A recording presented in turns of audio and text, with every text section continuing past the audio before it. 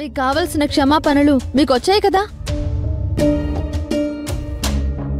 ఇంకా ఏం కంప్లైంట్ ఇవ్వడానికి వచ్చారు నా మీద? నన్ను ఇంకా అవమానించాల్సింది ఏవైనా మిగులుందా? అది కాదు మేడం. ఓహో, నాకిప్పుడు అర్థమైంది మీరిక్కడికి ఎందుకొచ్చారు. మీ అమ్మగారిని నేను క్షమాపణ అడిగాను కదా, బహుశా నేను అడిగే విధానం మీకు నచ్చుండదు. పోనీ అది కూడా చెప్పండి, ఇంకెలా క్షమాపణలు అడగాలో అలాగే అడుగుతాను. అప్పటికైనా నా మీద మీకున్న కోపం చల్లారుతుందా? మేడం, ఒక్కసారి నేను చెప్పేది వినండి. ఇంకా ఏం చెప్తారండి? హలో మేడం, సత్య ఏం చెప్తున్నాడో ముందు మీరు వినండి. చాలు, ఇంకా ఆపండి. మంజు, ఏంటి గొడవ? ఎందుకు సత్య గారి మీద అరుస్తున్నావు? చూడండి సార్, ఇతను కోరినట్టుగానే వీళ్ళ అమ్మగారికి నేను క్షమాపణలు చెప్పాను.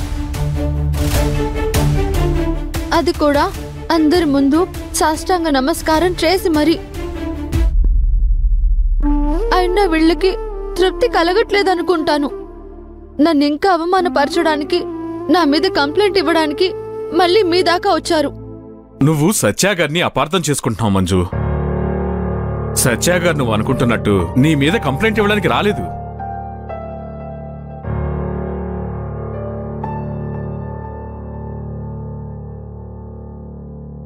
సత్య గారు, మీరు వెళ్ళండి, తనకు నేను చెప్తాను. Okay sir.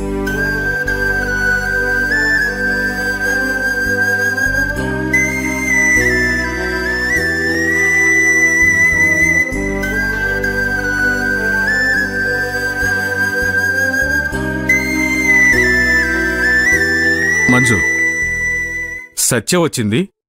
నువ్వు మనమ్మ గారికి క్షమాపణలు చెప్పావంట కదా, ఇంకా ఈ విషయాన్ని ఇక్కడితో వదిలేస్తున్నావని చెప్పి నీ సస్పెన్షన్ ఆర్డర్ని క్యాన్సిల్ చేయమని అడగడానికి వచ్చారు.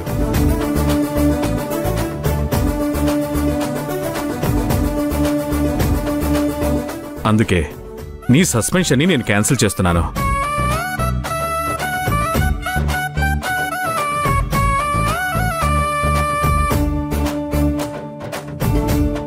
చాలా thank you sir, thank you so much.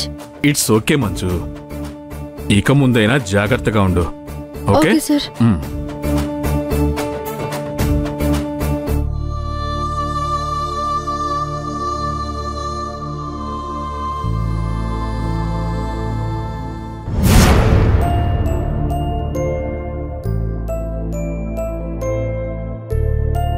Hasini, మంజుకు ఫోన్ చేయవే, పొద్దుననగా వెళ్ళింది. ఎందుకమ్మా అంత టెన్షన్ పడతావు? అక్క వచ్చేస్తుందిలే. అప్పటి వరకు నేను టెన్షన్ భరించలేనమ్మా. అసలు చెప్తుంటే వద్దులేమ్మా, క్లాస్ పిక్ నేను చేస్తానులే. అమ్మా అమ్మా, అదిగా అక్క వచ్చేసింది.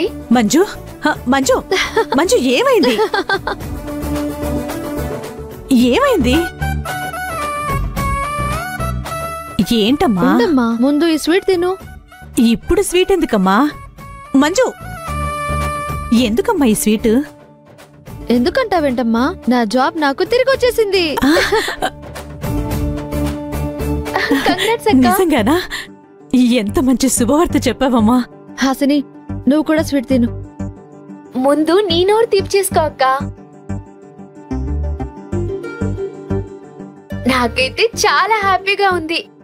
కాకపోతే నువ్వు ఆవిడికి సారీ చెప్పకుండా ఉంటే బాగుండేది. అంతా అయిపోయింది కదా, ఇప్పుడు దాని గురించి ఎందుకు? మర్చిపో హాసిని. అమ్మా, నీకిప్పుడు సంతోషమే కదా? ఏంటో అందరూ తెగ ఆనందపడిపోయి స్వీట్లు కొరుకుని తింటున్నారు. అత్తయ్య, నా జాబ్ నాకు తిరిగి వచ్చేసింది. మీరు కూడా తీసుకోండి అత్తయ్య.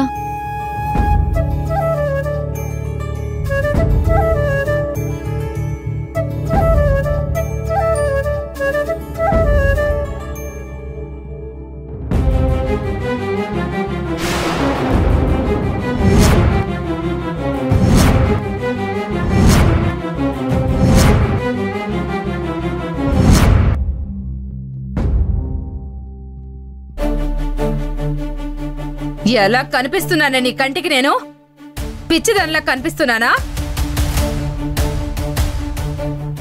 ఈ స్వీట్లు నీ జాబ్ తిరిగి వచ్చినందుకు పంచుతున్నావా, లేకపోతే నీ ప్రేమికుడు ఇంటి మీదకొచ్చి మమ్మల్ని అందరినీ బెదిరించి మరీ ఈ పెళ్లి ఆపాలని చూసినందుకు సంతోషపడిపోయి పంచుతున్నావా?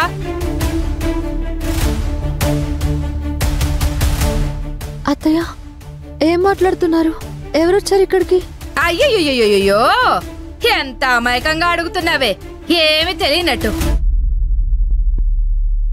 చూడు, నీ అమాయకపు మొహంతో నీ తల్లిని చెల్లిని మాయ చేస్తావేమో, ఈ త్రిపుర సుందరుడి మాయ చేయలేవు. ఆ సత్యగాడు ఇంటికొచ్చాడు.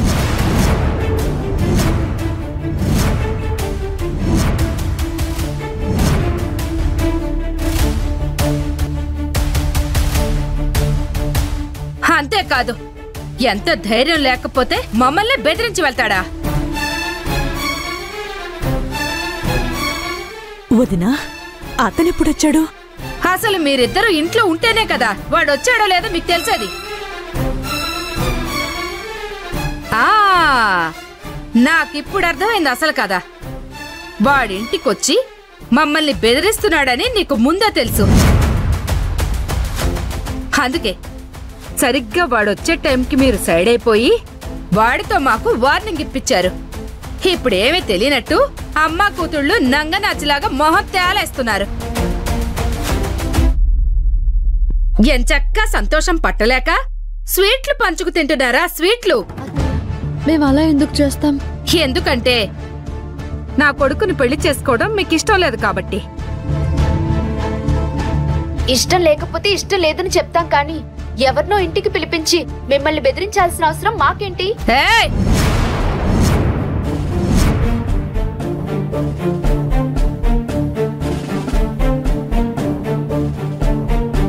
నేను దాంతో మాట్లాడుతుంటే మధ్యలో నువ్వేంటే? పిల్లవి పిల్లిలా ఉండు.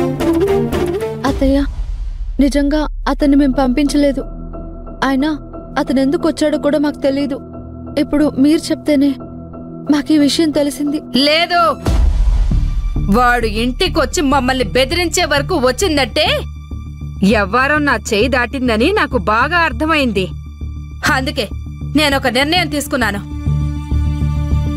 నీకు నా కొడుక్కి రిజిస్టర్ మ్యారేజ్ చేద్దామని నిర్ణయించుకున్నాను.